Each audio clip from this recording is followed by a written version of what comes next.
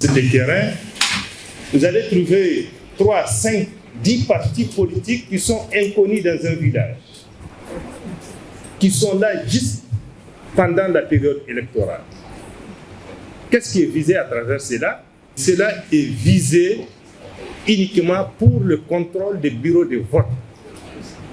C'est-à-dire, comment manipuler, comment frauder, comment, on ne le dit pas, détruire cette démocratie.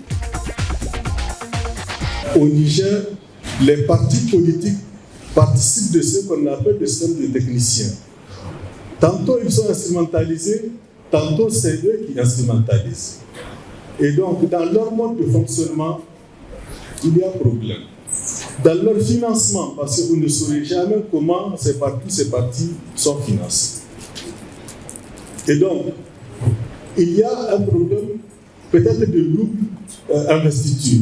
Ceux qui sont élus, au lieu de jouer le rôle institutionnel pour lequel ils sont élus, ils s'appuient sur le rôle politique.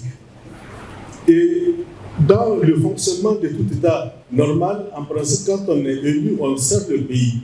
Mais ici, et c'est la source de stabilité, les gens se servent. En 2017, sur les 106 partis politiques présents sur le territoire national, on ne rend compte que c'est seulement au niveau de l'Assemblée. C'est seulement ça représenté. Et jusqu'à présent, dans la présente législature, on ne dénombre que 19 partis politiques. Alors on se demande quelle est leur contribution dans la vie démocratique. Tous ces partis qui se créent de façon très expéditive.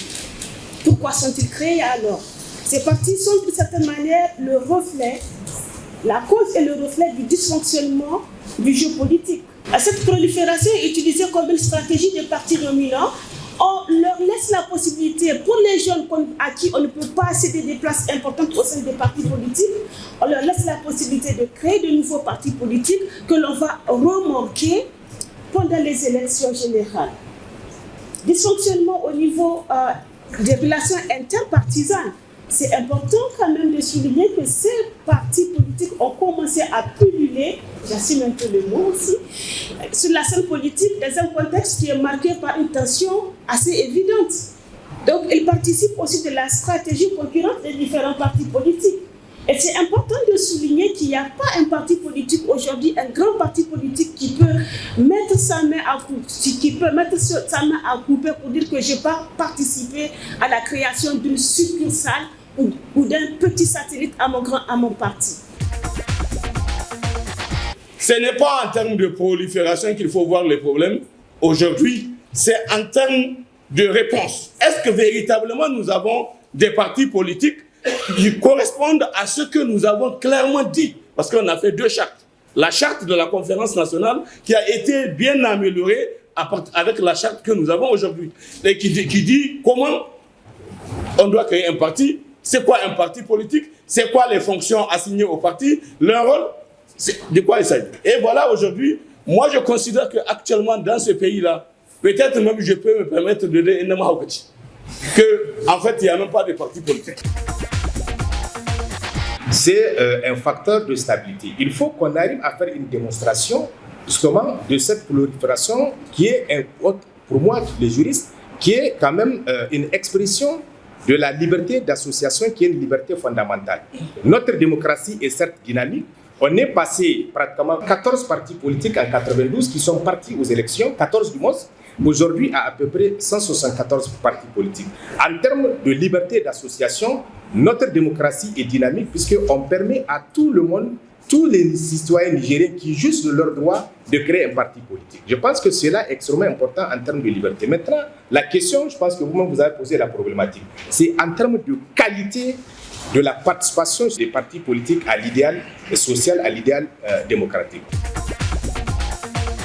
Cette prolifération des partis politiques est à l'image de la prolifération des associations, à l'image de la prolifération des médias privés.